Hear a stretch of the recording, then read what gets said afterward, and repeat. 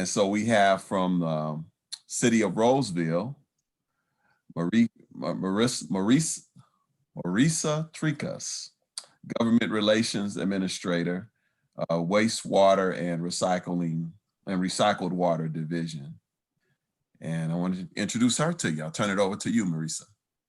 Great. Thanks, Robert. And thank you all for the opportunity to be here today. I'm really looking forward to talking to everyone. So let me just share my screen.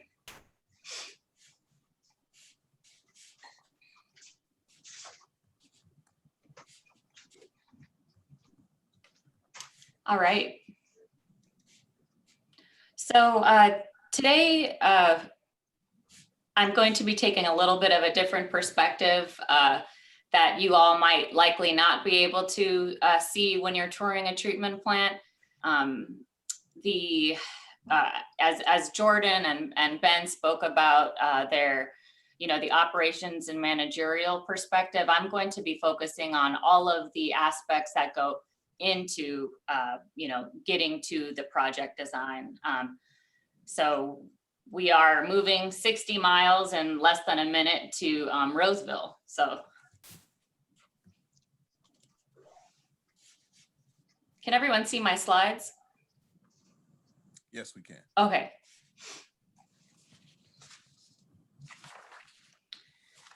Great. So today I'm going to give a background about the City of Roseville. I'll also talk about our Water Future initiative. I'm going to talk about some of the drivers that are forcing us to consider water reuse projects. I'm going to discuss the technical aspects through our water and then water reuse components. I'll discuss regulations that are affecting us, and then I'll talk about funding and partnerships, public outreach that we've had to go through, and then of course, operations and managerial.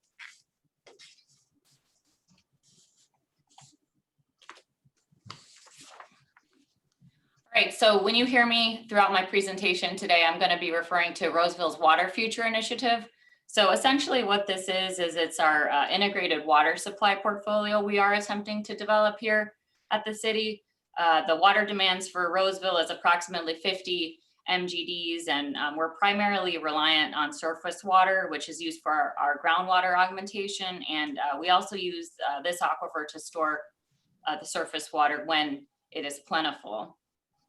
Currently, we are expanding our groundwater program, and we also have a recycled water program as well here. And then also our demand management or water use efficiency is an important component towards our reliability here. So just a little bit of background on Roseville. We are going about an hour east from our first bus stop. So we're getting more into the Central Valley of California. East of Sacramento. We are the largest city in the Placer County area, and it is home to 140,000 people who are served by our water utility. Now our wastewater utility serves about 250,000. Of the City of Roseville is we also have our Roseville Electric. So we are not reliant on PG&E or any other electric utilities around besides our own. Additionally, we were the Utility of the Future recipient by NACWA, which is a national group, and having all of our services under one integrated utility, really allows us to be more innovative and cost efficient because we can manage all utilities in coordination with creating synergies. And I think a really good example was, during this whole fire season, we were able to work very closely with Roseville Electric and possibly do some emergency, and we actually, did do some emergency shut-offs with our wastewater utility and working closely with Roseville Electric. So it is, this is just a most recent prime example of how helpful and useful it is to have all three of those under one roof. So this year there was an article developed by AWWA, which discussed utilities sharing best practices for planning and implementing potable reuse projects, which is what I'm really going to focus on today. It discussed reliability, resiliency, diversity, and sustainability. And they interviewed a lot of utilities across the nation who are considering and have implemented potable reuse projects. And one of the, I guess, demonstratives that this article came out with was sort of a schematic that shows the full circle needs when you're, quite frankly, developing any project for a utility. And these are the aspects that I'm going to touch on for purposes of my presentation today, which, again, you may not be able to see or hear about when you're touring a facility. So I thought I'd make use of the virtual tour today. So I'm going to start with the drivers for Roseville's Water Future Initiative. So we do and have faced our water supply challenges, relating to the changing weather conditions through drought and our increasingly stringent California regulations. So again, this Roseville Water Future Initiative is focused on a planning effort to diversify our water supplies.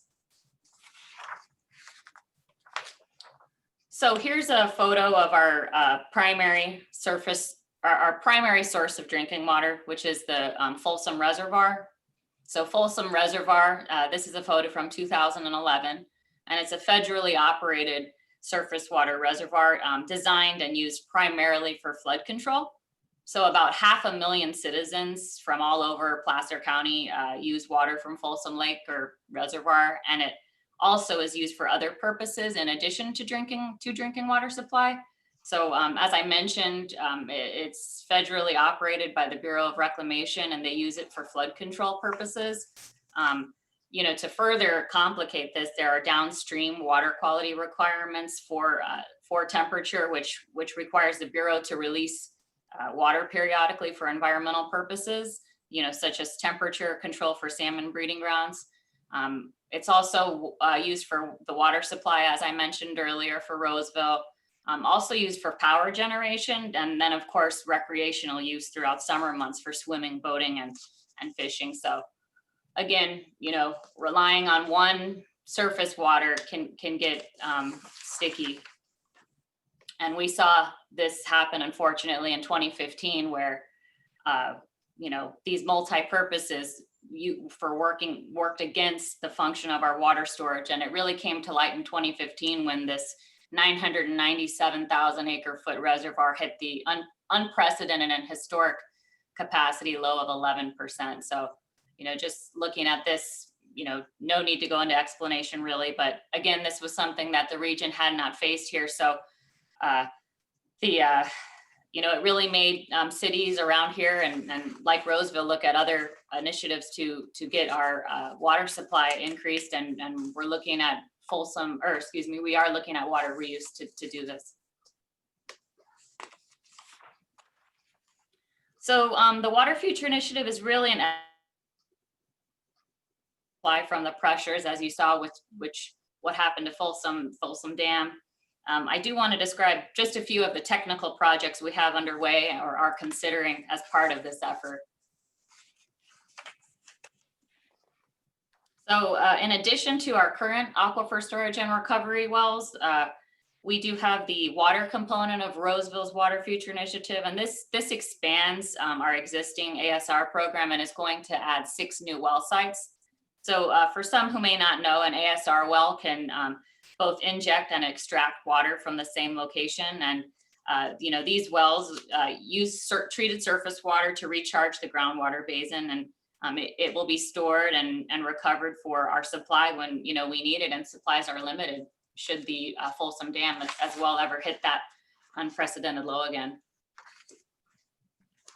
Now the water reuse component, which is what I'll be focusing on mainly, addresses our severe drought conditions through expansion of our recycled water supplies by using our advanced treatment technologies. We have been recycling non-potable California Title 22 water for 20 years, so we do have a good program in place right now. Presently, about 20% of Roseville's wastewater is treated, and about 1 billion gallons per year is recycled for irrigation and industrial needs around the city. Also, our traditional surface water supply, as you saw, is challenged. So again, we are going to need to come up with a plan moving forward. And you know, Roseville's water initiative will work to do this.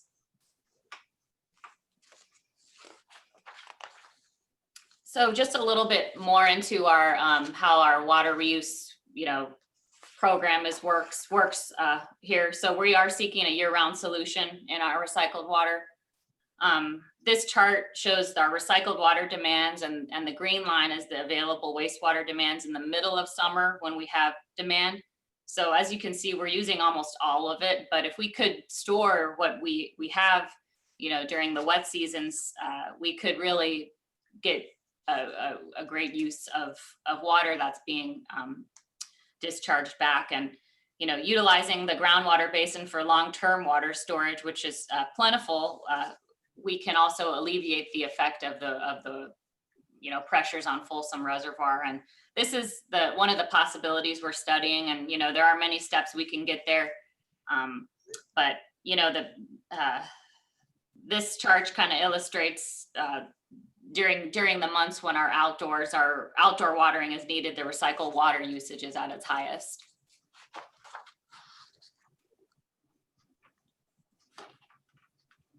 So now I'll talk about some regulations that are impacting us and why they matter. So in 2015, around the time that I chatted about with the Folsom Dam low, the governor directed the State Water Board to modify its existing restrictions to address uses of potable and non-potable water, as well as to incorporate insight gained from our existing restrictions. And today, California does require the use of full advanced treatment with reverse osmosis, which I'll refer to as RO, as the treatment train for potable reuse applications, unless an alternative is shown to provide the same level of public health protection.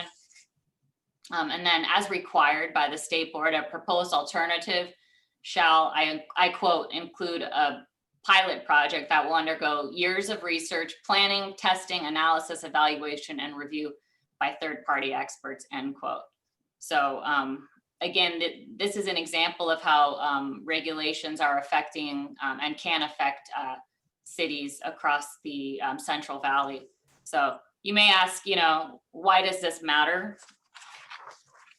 So here in this red dot, you can see where Roseville is located. And, you know, this map was adapted from EPA's 2017 potable reuse compendium, and also Brown and Caldwell added dots on there. But essentially, it's for you all to see how far inland Roseville is compared to our neighbors using RO, or as I mentioned earlier, reverse osmosis on the coast. So, you know, the state water board's mandating that we use RO, but unfortunately, as you can see, the coastal communities are okay using RO because of the brine waste stream that's generated by this technology can be disposed of economically by just being discharged back into the ocean. But unfortunately, for how far inland the city of Roseville is, we cannot use RO as a treatment option as required by the state water board. So it makes it infeasible for us. So we do need to look at other technologies. And you know, this advanced treatment technology has been proven around the nation. You can see, and it has been done in Hampton Road Sanitation District over in Virginia on the East Coast, and then also in Reno. So, you know, it's been proven and done, but unfortunately, and this is another example of how regulations affect us in state lines, we do need to prove that this can work. So here's just a, you know, non-OR evaluation and some unit processes that we're considering. So the outcomes of this pilot study will help Roseville determine, you know, if this is a feasible option that we can do and prove to the state water board that to diversify our supply portfolio and evaluating treatment performance as it relates to, you know, keeping the public healthy and safe here at the city. You know, we will pilot alternative advanced treatment that's going to incorporate ozone, BAF, or bioactive filtration. in addition to other processes needed to meet our water quality-based criteria. And benefits include including ozone BAF in the treatment train will include the lower energy requirements as well. Again, as I mentioned, no brine disposal, and then of course improved removal of certain contaminants of emerging concern, or CECs. And then also both the water and water reuse components, which I mentioned, do help fulfill the goal of the Water Future Initiative, and will also directly contribute to Roseville's long-term strategy to improve our community. So again, just a few reminders of the benefits of our reuse research project.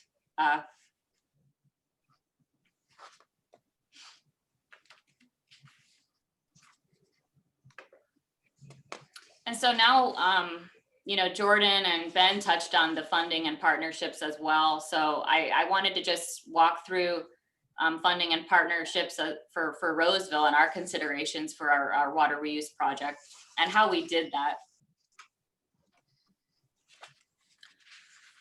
So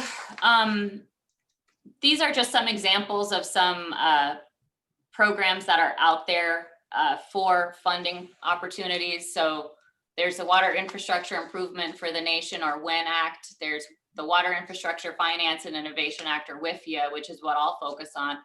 There's the Bureau of Reclamation through their Title 16 program, which also focuses on water reuse. And then Jordan and Ben also mentioned the Clean Water State Revolving Fund. There's also a Drinking Water State Revolving Fund, so SRF considerations. And then we also looked at some stormwater management grants. But I think the first question that not many folks think about is when you're seeing the finished product is there's a whole bunch that goes into how much can you responsibly borrow for a project. So this was a consideration that Roseville had. How much can we responsibly borrow for our Water Future Initiative?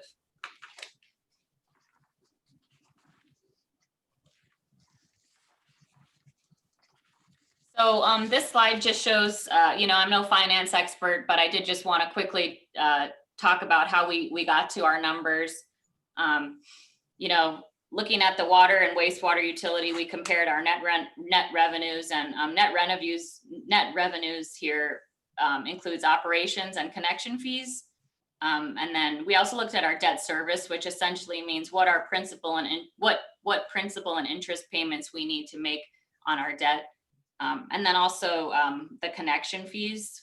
So, there was a lot that went into this, and again, I'm no finance expert, so we did work closely with our finance folks here, but the number that was developed was Roseville can responsibly borrow $33 million for the Water Future Initiative, and in 2019, WIFIA had a $20 million minimum threshold. So we selected out of all those federal programs I just walked through. That's how we landed on WIFIA. So I thought I'd just talk a little bit about the WIFIA program, if any utilities on here are considering it. Essentially, it stands for the Water Infrastructure Finance and Innovation Act, or WIFIA program, and it's put on by the EPA's Office of Water. And it basically accelerates investment in our nation's water and wastewater infrastructure through, it provides a long-term, low-cost supplemental credit assistance under customized terms. So they do it on case by case, really. There's really no, you get a team that you work with, and they are really great to work with. So the interest rate in August, when I last checked, it was about 1.23 over the course of 35 years. So it has gone down now to 1.01. So, it's really a low cost loan. So I know folks' ears perk up when they hear a loan, but again, the interest rate is 1% essentially. And here I put in a little bit of a project timeline. So Roseville is now on the project review, negotiation, and closing timeline portion of this. So we are in the application evaluation section right now with EPA. We've been assigned a team by them, and we're working with their attorney's office as well. So we are fully along, but I will say that, you know, it did take about 1.5 years from our letter of interest submission to the application. So, you know, allow your, and Jordan and Ben talked about it as well, but, you know, allow yourself some time when you're considering these funding mechanisms through federal government programs. So just some other considerations if you are thinking about WIFIA. The maximum amount is 49% of reasonably anticipated eligible project costs. So Roseville does have a SRF loan as well. So you can combine federal funding, but it can only account for 80% of your total project cost. So you will need to come up with the other 20%. Again, I talked about the interest rate, and then there also is an application fee of $100,000. Now that might seem like a lot, but it does go to the attorney fees and other aspects of it. But again, it is not returned if the loan is not approved. So be sure to have everything in line when you submit your application. So I chatted about our funding considerations for our water reuse project. And now I really want to go into public outreach. It's something that really isn't describable, or metrics aren't really easy to attain. So I thought it was an important area to just chat about here for purposes of our bus tour virtually. So, you know, a lot of folks hear reuse and you know, our constituents think of the toilet to tap. So we had to hold some public outreach and engagement workshops to expand, you know, but before we expanded our groundwater and recycling water program. So we put 2 different groups in a room. One group were folks in the city, or, you know, literally just locals of Roseville, who the first group were folks who may not have been really excited about water reuse. And then in the other room were folks who were very excited about water reuse. So I will say by the end of these workshops with our constituents, the group who were a little iffy on the toilet quote to tap process were actually on board. You know, they really just needed to hear, you know, a lot of them thought a well was something that you go and, you know, dip your spoon in and drink out of, like in the olden days. So, you know, it's really just about educating them and giving them the time and chatting. And, you know, there are going to be folks in the room, you know, one particular person wasn't too keen on it still, but you're always going to have that when you're implementing new projects. So hopefully by having, you know, workshops like these, we can help bring the public along with us. And then we also are learning from others. So I mentioned Hampton Road Sanitation District. It's another utility in Virginia who's essentially have and implemented non-RO in their community and have done it successfully. So we've toured a bunch of different, you know, we've toured a bunch of different utilities and really just learned from their projects, the lessons learned. And I think Roseville does have a chance. So, but again, it's important to get all of those other aspects that I've brought up, including public acceptance, first and foremost, to speed. So now I'll chat about the operational and managerial. You know, as you can assume, this is where Roseville is right now on both of the projects, and we will be filling in the box in time. I know the rest of the speakers today have reached this operational and managerial portion of their projects, but you know, I think it is important to talk about the other considerations when you're thinking about projects such as these. So thank you for your time, and I'll be happy to answer any questions. Back to you, Robert. Right, thanks, Marisa. Wonderful presentation. Wanted to clarify it was 5 MGD, correct? Yes. All right, wonderful. Here's a question. When you say WIFIA only allows 80% of total funding, to clarify the borrower must fund the 20% with cash? That's the question. Does the borrower fund the 20% with cash, or can we fund with other resources such as other types of loans? We are facing it right now and plan to make up the remaining 51% of the project with a CWSRF loan. Yep, thanks, Jimmy. That's a good point. And excuse me if it wasn't very clear. So you can only utilize federal funding for 80%, and that includes the 49% of WIFIA. So, you know, essentially you're only going to be able to use 30% of that clean water SRF loan. So when you're going in for SRF and asking for that money, make sure, you know, it's only the 30%.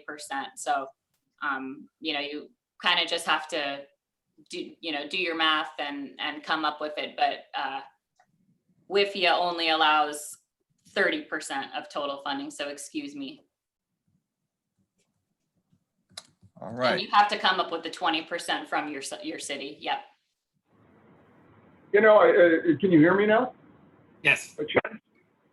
I'm just surprised. 50 million gallons a day for 140,000 people. That's a jaw-dropping amount of water. Or do you guys do a lot of like irrigating in farmlands? Yep, we do. And there's a lot of golf courses out here. Oh, okay. All right. So you're not just like flushing the hot tub every time you use it. No, yeah. And we do serve 250,000. So there is 120,000 people just who live in Roseville, but we serve about 250. So that's we give water to other cities in Placer County.